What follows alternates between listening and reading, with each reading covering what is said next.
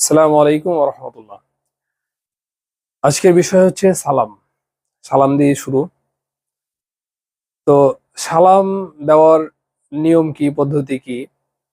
আমরা ম্যাক্সিমাম মানুষ ভুল করে থাকি। সেটা হচ্ছে যখন আমরা কোনো একটা স্টেজে বা কোনো জায়গায় একটা কথা বলি, তখন দেখবেন যে প্রথমে উঠেই নেতা হোক বা রাজনৈতিক ক্ষেত্রেও বেশিরভাগ মানুষই আর কি, এমনকি অনেক হুজুরও কথার ক্ষেত্রে যে সম্মানিত উপস্থিতি, তারপরে আপনার সভাপতি, সেক্রেটারি, এই সেই উপস্থিত ভাই বোন বলার পরে তখন বলে যে আসসালামু আলাইকুম। হুম। আবার কেউ কথা শুরুতে বলে আউযুবিল্লাহি মিনাশ শাইতানির রাজিম, বিসমিল্লাহির রহমানির রহিম, আসসালামু আলাইকুম। তো এগুলা সবগুলাই আর কি ভুল। এগুলো সবগুলাই ভুল। উচিত হচ্ছে সালাম হবে কথার শুরুতে। কথার শুরুতেই প্রথমে সালাম হবে, তারপরে কালাম হবে। হ্যাঁ, তো নিয়ম হচ্ছে আগে সালাম পরে কালাম। কালাম মানে কথা। এবং আরেকটা হাদিস আছে যে কেউ যদি তোমার সাথে সালাম দেওয়া ছাড়া কথা বলে, তাহলে তার কথার উত্তর দিও না। হ্যাঁ, তো এই জন্য প্রথমে আগে সালাম, আসসালামু আলাইকুম রহমতুল্লাহ, তারপরে হবে কালাম।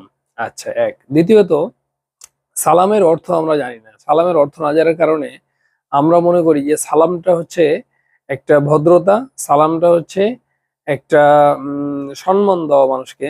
যার কারণে আমরা কি করি, যখন আমরা কোনো শিক্ষককে দেখি তখন স্যার আসসালামু আলাইকুম, হুজুরকে দেখলে হুজুর আসসালামু আলাইকুম। কিন্তু সালামটা হচ্ছে দোয়া। সালামটা একটা হচ্ছে দোয়া। আসসালামু আলাইকুম মানে আপনার উপর আল্লাহর শান্তি বর্ষিত হোক, রহমতুল্লাহ এবং রহমত বর্ষিত হোক, ওবারাকাতুহু ওবারাকাতু এই যে বরকত বর্ষিত হোক। তাহলে যেই ব্যক্তিকে আমি সালাম দিচ্ছি তার জন্য আমি দোয়া করছি। তার মানে সারের ওপর শান্তি বর্ষিত হোক, রহমত বর্ষিত হোক, বরকত বর্ষিত হোক, এইটার দোয়া করছি। তো এখন আমার কথা হচ্ছে যে আমরা যেই জায়গায় সালাম দেওয়া দরকার সেই জায়গায় আমরা সালাম দিই না। সেটা কোথায়? স্বামী স্ত্রীকে সালাম দিবে, কারণ সবচেয়ে বেশি কথা হয় স্বামী স্ত্রীর মাঝে, ছেলেদের মাঝে, বাপ ছেলের মাঝে, মা বাবার মাঝে। তা আমরা আমাদের পরিবারে সালাম দিই না। আমরা লজ্জা বোধ করি, যে আমার স্বামীকে সালাম দিতে লজ্জা বোধ করি, স্ত্রীকে সালাম দিতে লজ্জা বোধ করি। তা আমার কথা হচ্ছে যে আপনি সারের জন্য দোয়া করলেন, সারের জন্য আপনি ভালো চাইলেন, আল্লাহর রহমত চাইলেন, দয়া চাইলেন। তো আপনার স্ত্রীর জন্য, আপনার স্বামীর জন্য, আপনার সন্তানের জন্য কি ওই রহমত, দয়া এবং বরকত কি দরকার নাই?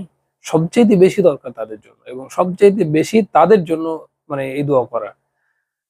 তো আমরা ম্যাক্সিমাম মানুষ এটা করি যে আমাদের নিজের ফ্যামিলিকে আমরা সালাম দিই না খো, যার কারণে দেখবেন পরিবার গুলাতেও কিন্তু শান্তি নেই। কারণ আপনি তো শান্তি চান না আপনার পরিবারের জন্য। আপনি তো কখনো স্ত্রীর সাথে কথা বলতে গেলে সালাম দেন না। ছোট বাচ্চা মনে করে যে ছোট, হ্যাঁ কেন সালাম দেব?